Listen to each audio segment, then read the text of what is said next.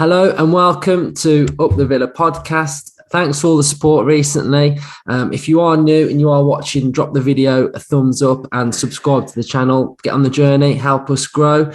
I've got Ryan, Justin and Aaron today. We played in the Carabao Cup and we won our first game 6-0 and it was an exciting watch, to be fair. Some young players came on towards the end of it as well and looked really good, really assured. And I think it's one of the good things coming out of Aston Villa at the minute is that the youth setup is absolutely phenomenal. And we're starting to see a few of them either making senior appearances. A lot of them have gone out on loan to get experience as well. And I know Aaron absolutely loves the youth setup as well. So what did you make of the Barrow win? Yeah, it was great. Really, really good night. Really good performance all round. Lovely to see the youthfulness in that final third. I thought all of them played outstandingly well. I thought Jaden was unreal, sensational on the ball, such good vision, such good technique, such good pace. Looked like a winger that had been playing top flight football for a lot longer than he has. I think Cameron really surprises people. You know, he doesn't get a lot of talk. He's not one of the boys that everyone gloats on about. It's normally Louis Barry or Bradley Young or, you know, Archer doesn't really get that sort of attention, but he showed last night just how good he is and I think just how good he can be. So that was exciting. Really good to see him get a hat trick and his goals were clinical. I mean, if you're looking for a goal scorer, Cameron Archer is the man to get on that bench for me. You know, he knows where the goal is for sure. Chooks was outstanding, mature, inspirational, drove through the middle. And I think particularly up with Connor in the middle. Connor was great last night. What a leader. What a man that is. What a man he is. Great to see him back in a Villa shirt playing some football. And I thought he led from the forefront and I thought he was great. Defensively, we were solid. Great round-all performance. I think, you know, the years gone by, a game like that would have been a bit of a bogey game for Villa. You know, the bomb squad gets some game time. We lose 2 or 3-0 to a much lower team and it's all a bit doom and gloom and we bypass the cup and we move on. But last night didn't show that at all, did it? Really, really good to get a win and what a win, 6-0. Barrow or not, you know, 6 goals is a good feat for me. So great, really good. I thought it was just brilliant to see the youth on the pitch, like you say. Years gone by, we've had a couple of stinkers against teams like Barrow, and it just shows that the quality that we've got in the squad, the players that are chomping at the bit to get in the first 11 as well. They're all good players as well now. There's no players where, you know, you're sort of thinking, we don't want him to be like coming into the first team. But for every player we've got now, he's really good. You've missed ice cold penalty though. What a penalty. I can't believe he did it, but he's clinical at them pens, isn't he? He's got to be one of the best penalty takers we've ever had. He's just so good at them. Justin, what did you make of it? Ain't nobody like sorry.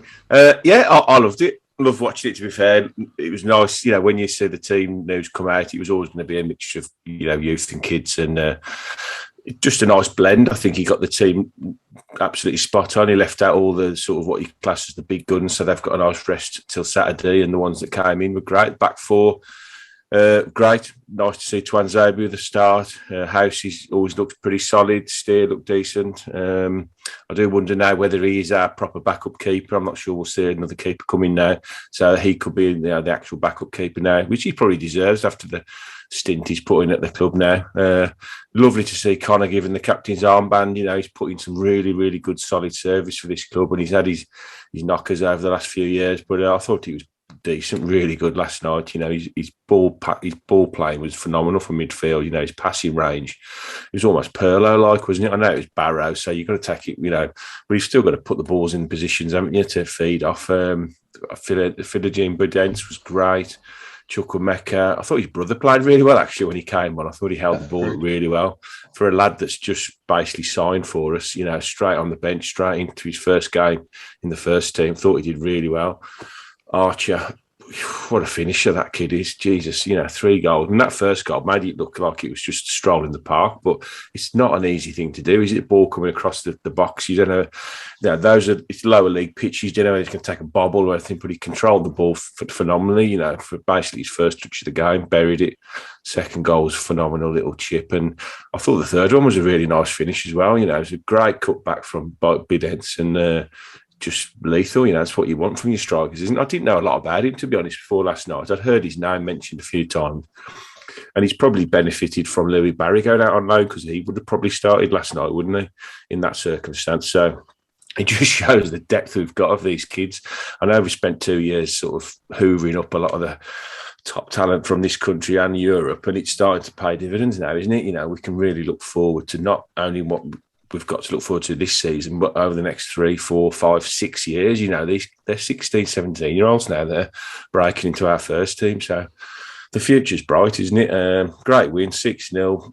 Next round, we want that cup run this season, don't we, as well? We want to be in the hat for the next 3, 4, 5, whatever rounds. So bring on the next round, whoever we've got. It'd be nice to get a home tie, wouldn't it?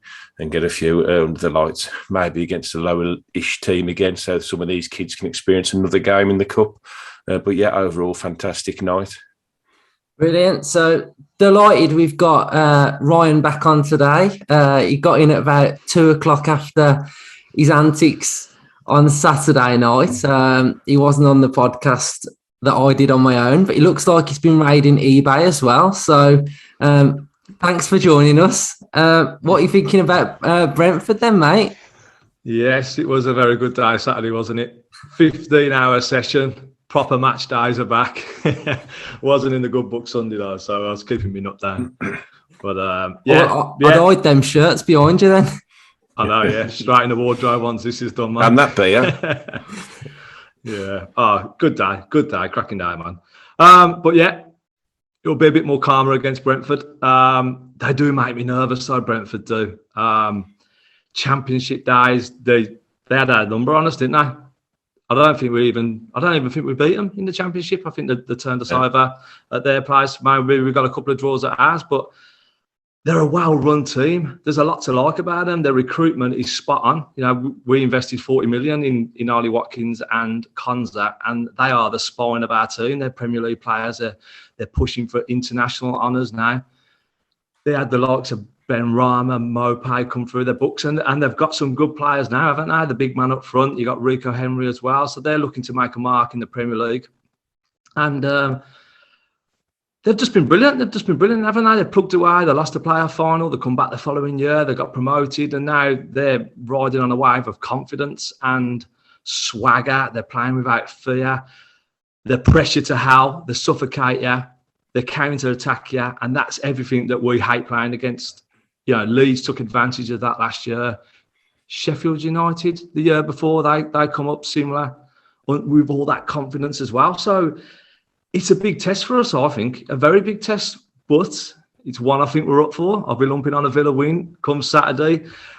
We've got to match their enthusiasm, and we've got to match their desire, their heart, their commitment, and we've got to keep it tight at the back. And with a striker like Danny Ings, if we're going to create chance, he's a predator. He's lethal. I'm still buzzing about his goal from Saturday. It was an absolute wildy. So, very much looking forward to Saturday.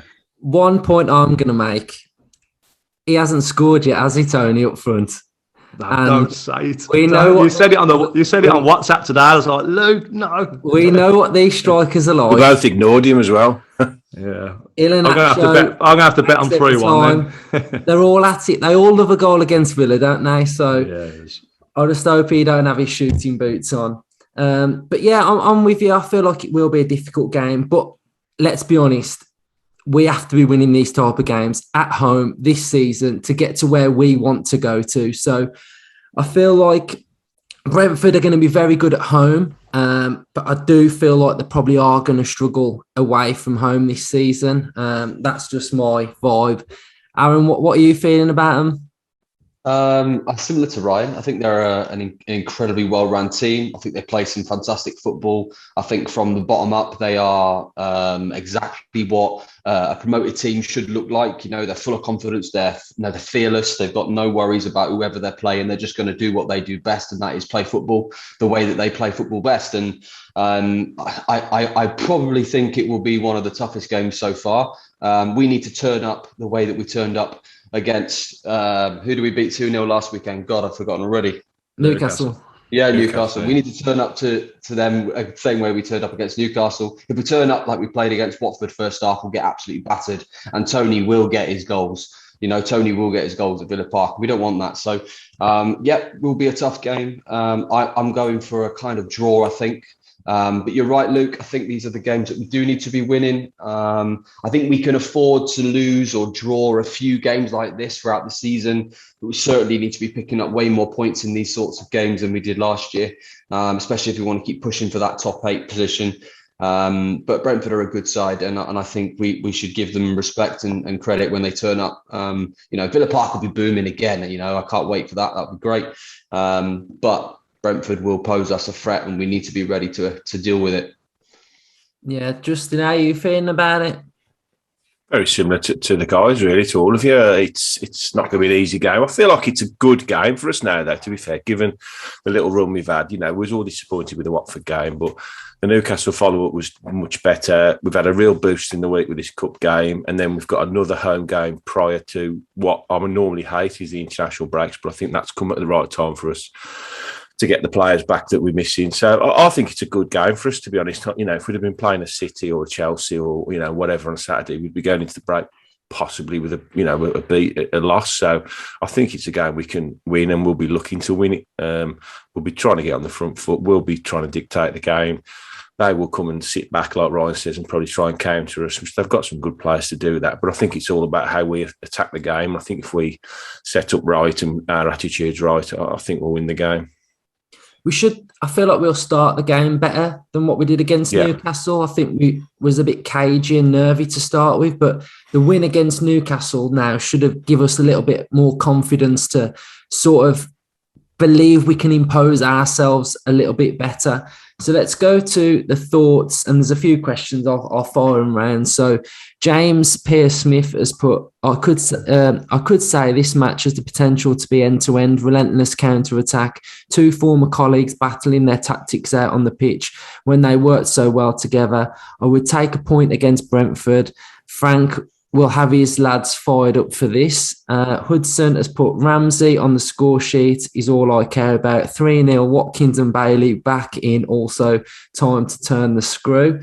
Ben HR Designs has put this question to us saying, could go either way. I think hopefully Watkins is back. Be good to see what him and Ings can bring playing together. Be nice to see Bailey involved too. What are your thoughts, Aaron, on Ings and Bailey together at this moment in time?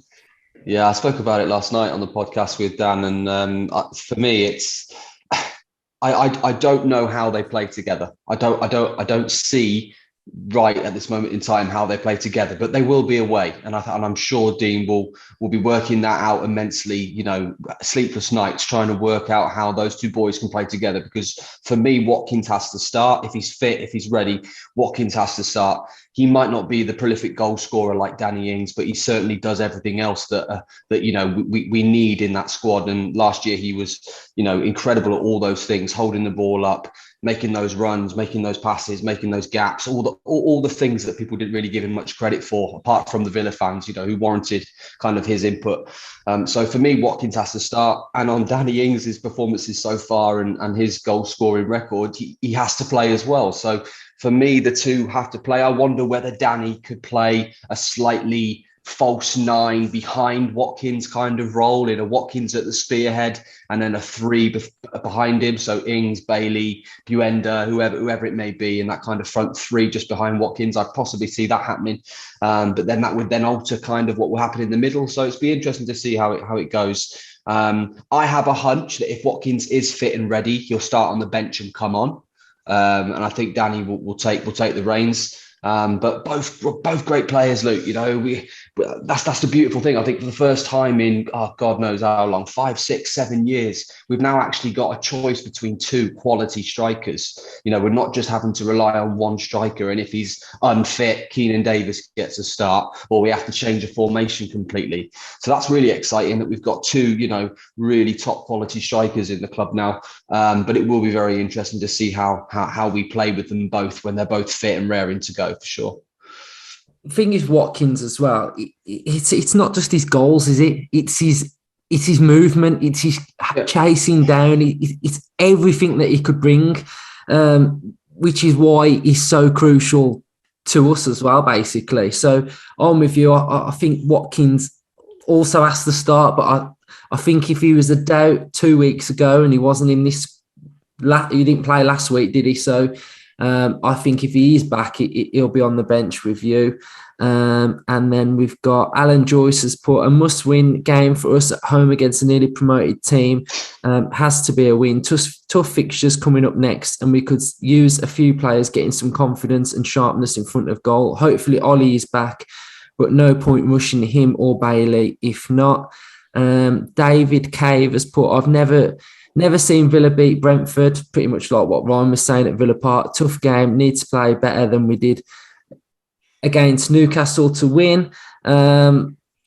AV has put, Bidanes to start, just posted on another thread that this is his breakthrough season, capable of 10 direct goal involvements if heavily involved this season, can probably play as an inverted left-sided winger too. Vernon's put, most difficult game of the season, will have to be significantly better against Newcastle, and so we've got a question from Alex, who has put, we all know how tricky Brentford will be to play against. They've not lost at Villa Park in the last 3 games. What is the key to unlocking them after a bright start they've had? And he still thinks we need a backup keeper, and good luck to Wes going back to Belgium. So I think it's down to what we do, isn't it? The way we set up and the way we play. It's whether we turn up, or it's a bit like what happened at Watford, which I don't feel like I want to talk about. But Ryan, how do we beat Brentford? Yeah, like I touched on earlier, we've got to match them. We've got to match their enthusiasm, their passion, their pride. We've got to go toe for toe for them. We've got to get to grips with that press, because they're going to press us hard. And I was very impressed with our midfield. I thought our midfield was very good, Ramsey and McGinn. And I think those two are going to have to be on fire again this weekend. It's good having Douglas Luiz back as well. Didn't set the world alight, but just his experience of the last 2 or 3 years playing for Villa, it counted for a lot. And it was good to see him back. But Ramsey really impressed me, and I'm looking forward to him starting again. I just feel like it was a real statement. It was a real statement performance, because I couldn't really see what he had about him. You know, he'd play in the middle, and he weren't really attacking. He weren't really putting his foot in, but he just come alive. And under a 40,000 crowd as well, he could have crumbled, but he didn't. He thrived off it, and I just thought he just grew in confidence. He started to dribble with the ball. He started to drive forward. He started to look for them passes. And I think he could be key. And if Sanson gets back up to fitness, then maybe we don't need that other midfielder. Maybe that's what Dino's hoping for. So, we just got to, where we left off against Newcastle, we've got to pick up straight from the off against Brentford and play with that confidence. And, just go for it. I've been a bit like this with Ramsey. I've not really seen too much in the Premier League from him to be a massive fan. But what I saw against Newcastle changed my mind. I saw a player there, and I saw him getting confident, which he probably hasn't been in the Villa side before. And I think if that confidence can grow, when he was just picking it up and dribbling with it, and he looked like he was enjoying himself out there. He didn't look like he was under pressure to me. I really felt like he absolutely loved it. What did you make of Ramsey's performance, Justin? I agree. I think it was almost like in the second half, you could see him physically all of a sudden believe he belonged in the Premier League. He was like his shoulders went back, his chest got pumped out. He's a big lad anyway. And he's almost like something clicked in his head in that second half. And he went, you know what? I'm a Premier League footballer and I am good enough to play in this division and I am going to dictate the play. And it was a revelation, wasn't it? I think we all sat and looked and thought, wow, this kid is a really good footballer. You know, what we've been told for a long time now, he's coming through. He's a really good lad. He's a good player. And he did it, didn't he, on the biggest stage of all, the Premier League? You know, he's a young kid. He's, you know, and he was phenomenal, like Ryan. So he was picking the ball up, he was laying it off, he was driving forward, he was beating people, and he was dictating the play. And I think I said it before last week's game. I think he was my most important player last week, and I think he is probably going to be this week as well because of where he plays, right in the middle of midfield. I think he can be the one that can like Ryan again said, that from the start, if you start like he finished the game and just basically said, I'm going to dominate this midfield, and McGinn's going to be running around like he does, and Louise is going to be only better for having another week's training and another 90 minutes under his belt. And let's not forget, he's only a young kid as well. You know, we forget that with Douglas Louise. He's 22, 23. He's not, you know, he's not a seasoned professional, you know, but I only see us dominating on Saturday in the midfield. I really do. I think if our attitude is right, which it will be, I can't see anything. I don't think we're going to do another Watford. I really don't. I can't see that happening anytime soon again because of what happened. I just think if we take to the pitch with the right attitude and we're on it from the first whistle, I think they're going to have to live with us rather than us worry about them, and that's how we beat them. Yeah. So, Aaron, transfer window is going to be shutting next Tuesday. Do you see us doing anything? I've tried to think about it today. I think we're going to go for a cheeky bid on deadline day for a central midfielder. I just feel like that's the way we're going. I feel like we're going to move a few on and we're just going to bid. And it's one of them where if we get who we want to get, we'll get them. And if not, we'll probably end up with someone like Will Hughes, someone like that who we were linked with ages ago. So what do you see happening? Yeah, so for me, I think we're one player short of being a quality side. And for me, that is a defensively minded midfielder. I think that position has to be filled at some point, whether it's in the coming days or on deadline day. I think the club have recognised that, but I also think that they are a trusting club. And I said a few months back, if you remember, that Dean is a very trusting manager of his players. And I think he trusts the boys to fulfill those positions and do what he wants them to do. And therefore not needing a player that specifically can fill that role just pound for pound. So Dougie, for example, you know, if Dougie can produce his post-COVID pandemic breakout at the club, performances again, then we don't need a defensive midfielder because he was quality in that last 14 games for us. I think we will bring in a midfielder. I think it also depends on Connor leaving. We've obviously seen Wes depart.